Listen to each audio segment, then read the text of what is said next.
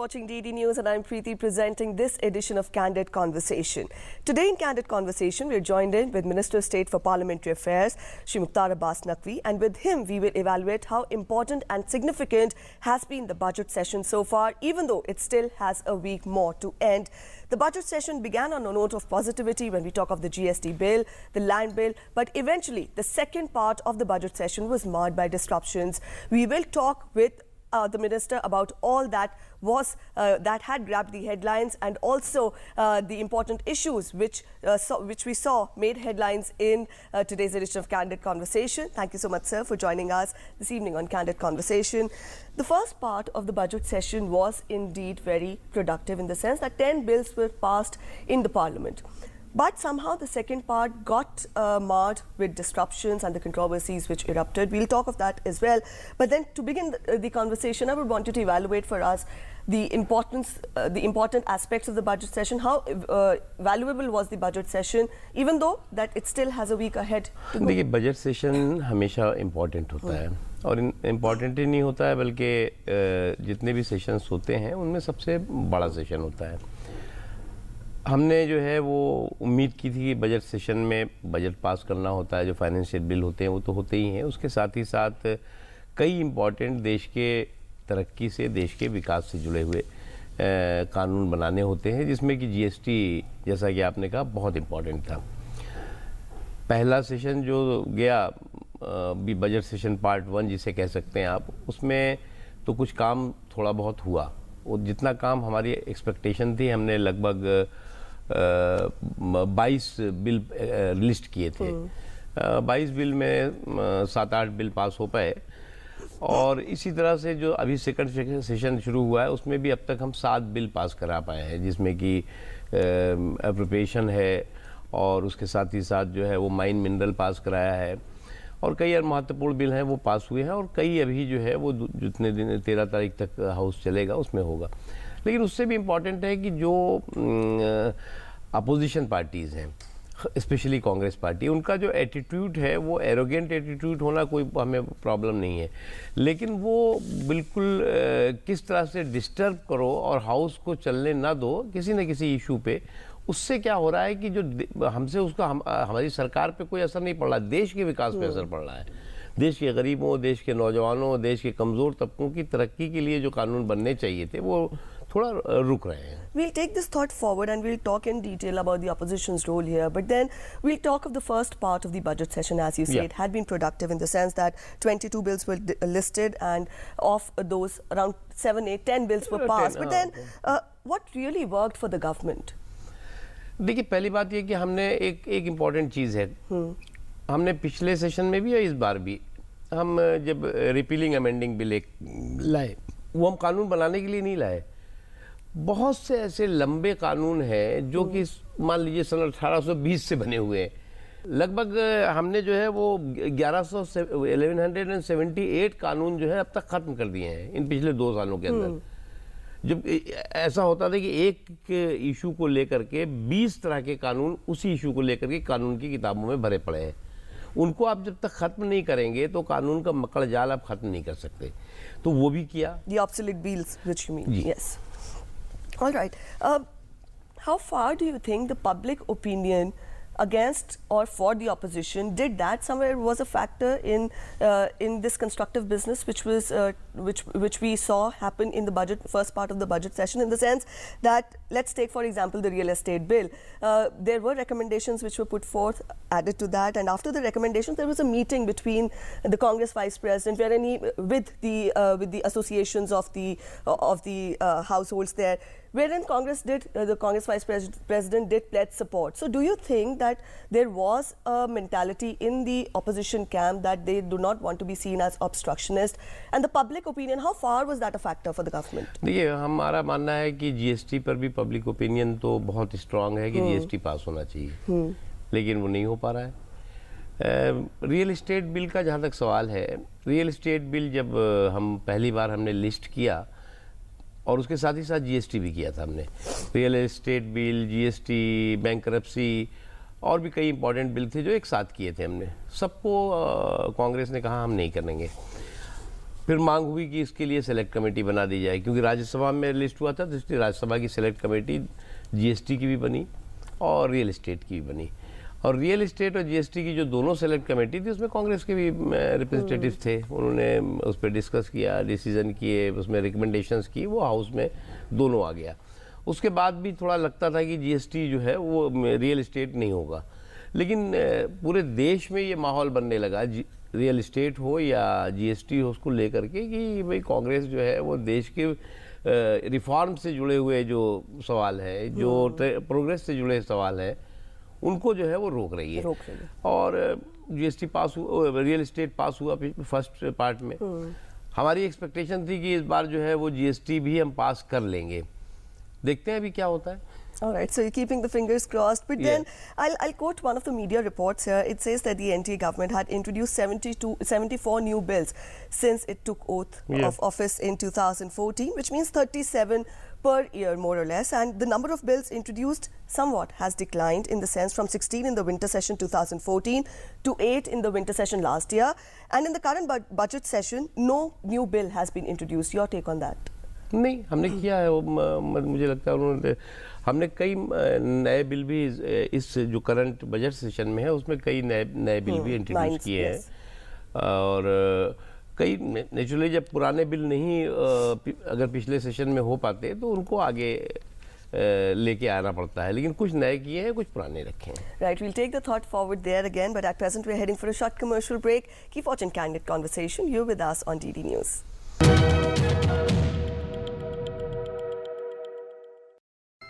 PNB Parivar conveys its warm greetings to all the mothers across the globe on this Mother's Day.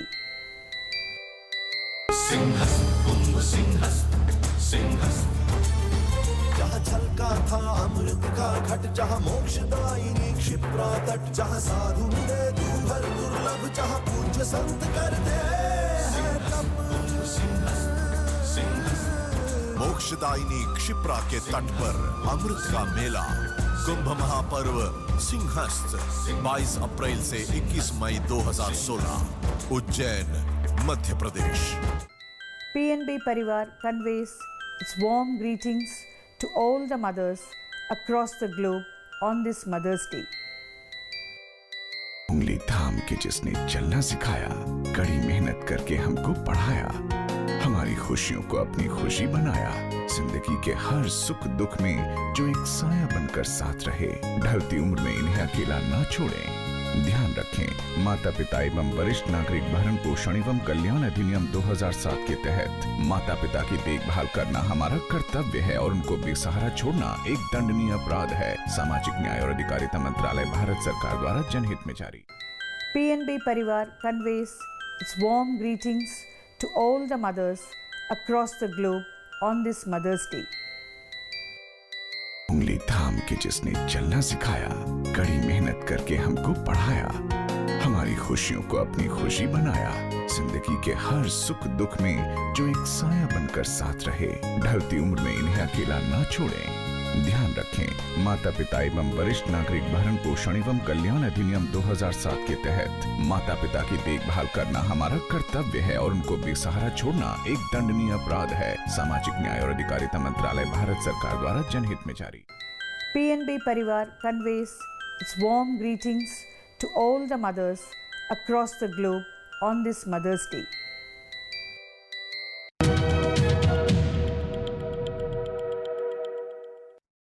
Welcome back after the break. You're watching Candid Conversation with us. I'm Preeti, and with me is Minister of State for Parliamentary Affairs, Shri Mukhtar Abbas Naqvi, and with him we are evaluating the current budget session.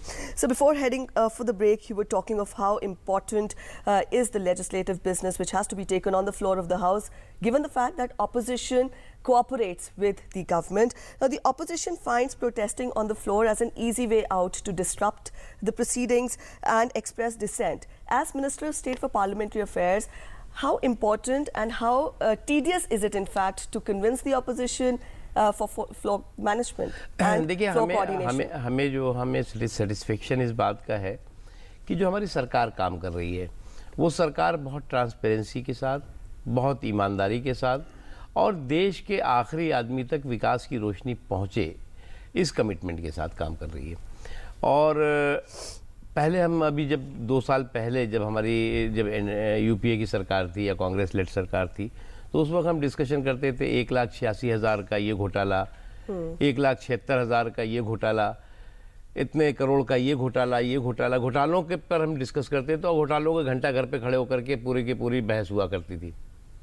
आज जो है जब हम discussion कर रहे हैं तो हम कर रहे हैं मुद्रा योजना में 3 करोड़ 30 लाख लोगों को फ़ायदा मिला, गैस कनेक्शन 3 करोड़ से ज़्यादा लोगों को इन पिछले इतने दिनों में जो गरीब हैं लोग, मतलब जो गरीब जिन्होंने कभी गैस कनेक्शन के बारे में सपने में भी नहीं सोचा था, उनको मिला।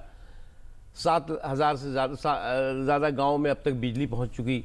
ये हम डिस्कशन कर रहे हैं। तो यानी कि सरकार के ख़िलाफ़ कुछ भी किसी भी चीज़ को कहने के लिए नहीं है, नॉन इशू को इशू बनाने की कोशिश होती है। और जब नॉन इशू को इशू बनाने की कोशिश होती है तो बहुत लंबा नहीं चलता है। इसीलिए अगर आप देखें जब पार्लियामेंट में किसी भी इशू पे डिस्टर्बेंस होता है, किसी मुद्दे पे हंगामा होता है, तो 1-2 दिन में जो है वो मुद्दा जो है वो ख़त्म हो जाता है, फिर दूसरे भी शुरू हो जाता है। तो इससे ये साबित होता है कि कुछ लोग ये चाहते हैं कि जो मोदी जी की सरकार प्रोग्रेस से रिलेटेड, देश की तरक्की से संबंधित, देश के विकास से, गरीबों के विकास से संबंधित काम करना चाह रही है, उसको कुछ लोग डाइजेस्ट नहीं कर पा रहे और इसलिए वो पार्लियामेंट के फ्लोर को जो है वो इस तरह के हंगामे का मंच बनाते हैं। Right. The government was very positive on the passage of the GST bill in the onset of the budget session, but eventually we saw that it could not be passed in the first part. And now, since it's just 1 week left for the budget session to end, do you think the chances are still very bleak for the GST bill to get passed? देखिए, GST bill is already in list, and we are expecting, I think, if 5-6 days left for second part of the budget session. We are positive and we are expecting this bill also will take place. Right. Now, we'll talk of the stand of the political parties on the issues. The TMC was with you in the Rajya Sabha when we talk of the Agusta issue, but eventually we saw that that was not echoed in the Lok Sabha as well. Tell us about the stand of the political parties on the issue. देखिए, हमें लगता है कि some political parties जो है वो issue to issue सरकार के साथ खड़ी दिखती हैं। कुछ पार्टीज जो हैं जिन्होंने फिक्स किया हुआ है कि साहब हमें तो सरकार को जो है वो किसी भी इशू पे सपोर्ट नहीं करना है, तो वो है। टीएमसी का जहाँ तक सवाल है, टीएमसी हमारे साथ कभी नहीं थी, लेकिन हाँ, अगर देश के विकास से जुड़े हुए टीएमसी है, समाजवादी पार्टी है, बहुजन समाज पार्टी है, कम्युनिस्ट पार्टीज़ हैं, AIDMK है, DMK है, JDU है, या जितनी भी और पार्टीज़ हैं, उन पार्टीज़ में एक ग्रुप तो ये है कि भाई सरकार को काम नहीं करने देना, एक ग्रुप ये है कि भाई काम जो है वो होना चाहिए। लेकिन दिक्कत ये है कि जो हमारा पार्लियामेंट्री सिस्टम है, जो पार्लियामेंट्री डेमोक्रेसी है, उसमें अगर एक आदमी भी हंगामा, 2 आदमी भी हंगामा करेंगे और तो आप जो है वो काम नहीं कर सकते, स्मूथ वर्किंग नहीं हो सकती। हंगामे में वर्किंग होती रहेगी। लोकसभा में तो दिन में भी बिल पास हो जाते हैं, हमारे राज्यसभा में दिन में भी बिल पास नहीं होते, क्योंकि एक सिस्टम चला आ रहा है, एक व्यवस्था, परंपरा चली आ रही है, रूल नहीं है, परंपरा भी चली आ रही है कि साहब दिन में हम पास नहीं करेंगे। तो ये एक दिक्कत है और हम एक्सपेक्ट करते हैं कि आने वाले दिनों में जो है वो, जहाँ तक अपोजिशन पार्टीज़ का सवाल है, हमारे बहुत अच्छे रिलेशन हैं सबसे, बहुत अच्छे संबंध हैं, सभी लोग जो है वो सहयोग भी कई इश्यूज़ पे करते हैं, लेकिन जनरली जो है वो जब देश के विकास से जुड़े हुए मेजर इशू आते हैं तो उसमें थोड़ा सा निगेटिव चीज़ें दिखती हैं। Right, I'll quote what opposition has also said, that the BJP MPs gave a notice for a discussion on the JNU incident and Rohit Vemula case ahead of the presentation of the union budget in order to divert attention from the mismanagement on the drought issue or the Uttarakhand politics. Your take on this? देखिए, पहली बात यह है कि BJP के MPs, यानी कि वो एक इंडिपेंडेंट मेंबर हुआ, पार्टी का मेंबर है, लेकिन वो फिर भी उसकी अपनी अलग सरोकार है, सोच है, इश्यूज हैं उसके सामने। तो अगर वो जो है वो देश के अंदर कहीं बेचैनी है, देश के अंदर कहीं किसी तरह से कोई समस्या है, कोई इशू एकदम बर्निंग इशू है, तो उस पर वो उसको हक है कि वो नोटिस दे भी सकता है, डिस्कशन की मांग कर सकता है, उसके तहत किया उन्होंने। अब सवाल ये पैदा होता है कि जैसे कि जंतर मंतर पे। अब अगस्ता करप्शन को अगस्ता क्रांति बना दी जाती है कि साहब अगस्त क्रांति जैसे होती थी कि साहब सत्याग्रह करने निकले हैं। किस लिए निकले हैं? कि अगस्ता करप्शन हुआ है, इसके लिए सत्याग्रह चल रहा था। उसको लेकर के हमारे कुछ मेंबर्स ने पार्लियामेंट के गांधी जी की प्रतिमा के नीचे जो है वो मैं देखा कि मैंने खड़े हुए थे, उसका विरोध किया कि साहब करप्शन के को लेकर के जो है कोई समझौता नहीं होना चाहिए। तो ये तो अलग अलग मेंबर्स अलग अलग टाइम पे अपनी बात को रखते हैं। Right. The opposition, in fact, also had pointed out fingers when the government had decided to introduce Aadhaar bill as a money bill. पहली बात देखिए कि ये जो कॉन्स्टिट्यूशन है, Even though it was part of the recommendations which were suggested, but हाँ, still. वो ठीक है, लेकिन कॉन्स्टिट्यूशन जो है वो बहुत क्लियर है कि जो मनी बिल कौन होगा। मनी बिल जो है वो मनी बिल के बारे में सरकार बताती है कि भाई ये मनी बिल है। उस मनी बिल को ऑथेंटिकेट करना, उस मनी बिल को जो है वो स्पीकर का ये कॉन्स्टिट्यूशनल राइट है कि वो तय करेंगी कि मनी बिल कौन है। अब उन्होंने तय करा कि भाई ये आधार जो है वो मनी बिल है। अब उस पर कहने लगे कि साहब नहीं, ये मनी बिल नहीं हो सकता। तो मनी बिल तय करने का जो कॉन्स्टिट्यूशनल राइट है वो हमें नहीं है, वो अपोजिशन को नहीं है, वो स्पीकर को दिया गया है। इसलिए हमें जो कॉन्स्टिट्यूशनल राइट्स दिए गए उसका जो है सम्मान करना चाहिए। Right, we'll talk of the important hot issue which is in Parliament these days, the Augusta Westland issue. Now, the opposition has also been crying foul, and also it has put forth its stand. It says that the alleged middleman, I'll quote some of the facts which have been quoted. The alleged middleman in the deal, James Michel, had written to the Indian government and had offered to be interrogated by the investigating agencies outside India last year. But then his offer has yet to be taken up. Also, Finmechanica was invited to participate in the defense deals during the Make in India campaign. So, how important are these points which have been put forth by the opposition? In the I wanted to reply your second question. Yes. कोई भी company अगर make in India में invite की गई है तो क्या उसको करप्शन का सर्टिफिकेट दिया गया है क्या? तो ये तो बिल्कुल जो है वो इनलॉजिकल इशू है कि मेक इन इंडिया में हमने इनको जो है वो इनवाइट किया है तो इसलिए जो है उनको करप्शन का सर्टिफिकेट मिल गया। सेकेंडली, इटली की कोर्ट ने एक ये तय करा कि इस पे घूस दिया गया है। पार्लियामेंट में जो डिबेट हुई उसमें भी एक चीज बिल्कुल क्लियर होके आई कि घूस की करप्शन हुआ है। इवन कांग्रेस ने भी कहा कि करप्शन हुआ है, सबने कहा कि करप्शन हुआ। तो घूस जब दिया गया तो घूस लिया किसने? वो जो है वो जांच चल रही है और उसकी जांच करने की रिस्पॉन्सिबिलिटी हमारी जो एजेंसीज हैं यहाँ की उनकी, और यहाँ सजा देने की का अधिकार कोर्ट को है। तो वेट करना चाहिए, जल्दी होगा जो कुछ होना है। Right, you're talking of that. We'll talk of the GST bill as well. The finance minister has said that he will take up the GST bill again with the Congress members in the coming week to ensure that it gets passed in this legislation. Now, 18% of GST rate should be put in the constitutional amendment bill. Along with this, 3 amendments had been suggested by Congress. You're telling us that still there is positivity on the GST bill. I would want you to explain more to us. With just 5 to 6 days remaining for the parliament to function, can it really see the light of the day? बिल्कुल हो सकता है। देखिए क्या है, ये constitutional bill है लेकिन इसमें किसी को कोई आपत्ति नहीं। पहली बात समझ, ये कांग्रेस के समय में ये बिल आया, कांग्रेस ने कहा कि साहब इसमें हम कोई चेंज करना चाहते हैं, उसको हमने सेलेक्ट कमेटी को भेज दिया। सेलेक्ट कमेटी के रिकमेंडेशंस के साथ बिल इस वक्त फ्लोर पे है। उसके साथ ही साथ कांग्रेस की लीडरशिप से हमारे प्राइम मिनिस्टर साहब ने खुद, leader of the house Arun Jaitley साहब ने खुद, उसके अलावा समय समय पे सारे के सारे जितने भी अपोजिशन पार्टीज़ के लीडर्स हैं उनके साथ हमने डिबेट की, डिस्कशन किया। उसके साथ साथ हमने इनफॉर्मल चर्चा की और सभी लोग इस मत के हैं कि जीएसटी पास होना चाहिए। हमारी कोशिश होगी कि जो अभी बचा हुआ दिन है उसमें जीएसटी पास हो जाए। कांग्रेस को अगर छोड़ दीजिए तो सारे के सारा अपोजिशन इस पक्ष में है। सभी स्टेट गवर्नमेंट चाहती हैं कि जीएसटी पास हो जाएगी। उनको सबसे ज़्यादा अगर फ़ायदा किसी को है तो वो स्टेट गवर्नमेंट्स को है।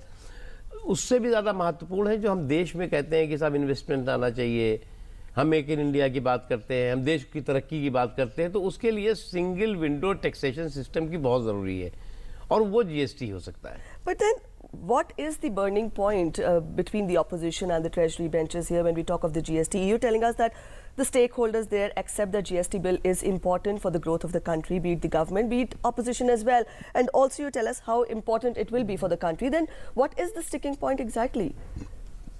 कुछ है ही नहीं, सिर्फ ये है कि हम जो है वो देश की तरक्की को हम ऑब्स्ट्रक्शन करना चाहते हैं और मोदी सरकार को हम आगे काम नहीं करने देना चाहते. This is only. All right, we're talking of Modi Sarkar's calm ahead. I would want you to tell us more about the way forward from here on. 2 years in office already have been completed, and another important, eventful tenure is still left.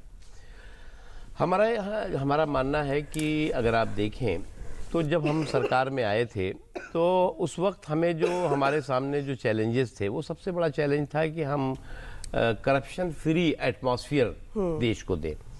हमने corruption free atmosphere देश को देने के लिए कोई कानून नहीं बनाया कि आते ही हमने जो है एंटी करप्शन ला लाए कुछ नहीं, ना कोई हमने धरने प्रदर्शन शुरू किए.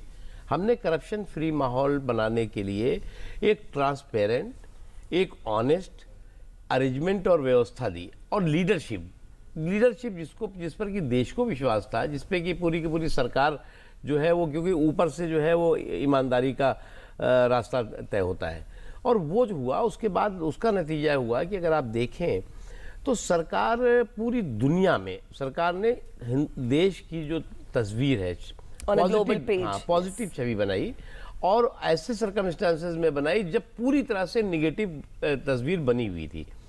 देश को कहा जाता था कि साहब यहाँ तो पॉलिसी पैरालिसिस है, करप्शन है, स्कैम्स हैं. अब जो है वो इटली की एक कोर्ट ने हमारी जांच इस पर, हम आपको बताना चाहते हैं कि जो अगस्ता वेस्टलैंड का स्कैम था उस पर जांच यहाँ ऐसा नहीं था कि नहीं चल रही थी, कांग्रेस कह रही बताओ, हर चीज़ जो है वो कह के नहीं की जाती. लेकिन क्योंकि इटली की कोर्ट ने वहाँ पर डिसीजन कर दिया, इसलिए ये शोर मचा, और ये शोर मचा तो हम तो मानते हैं कि अच्छा हुआ, क्योंकि अब जो है वो ये नहीं कह सकते. अगर मान लीजिए हम उस वक्त से शुरू कर देते कि साहब अगस्ता में वेस्टलैंड में जो है, क्योंकि ये पार्लियामेंट में ये इशू उठा था 2013 में, खुद उस वक्त जो है जो डिफेंस मिनिस्टर थे उन्होंने उस पर रिप्लाई किया था, सारी चीज़ें हुई थी.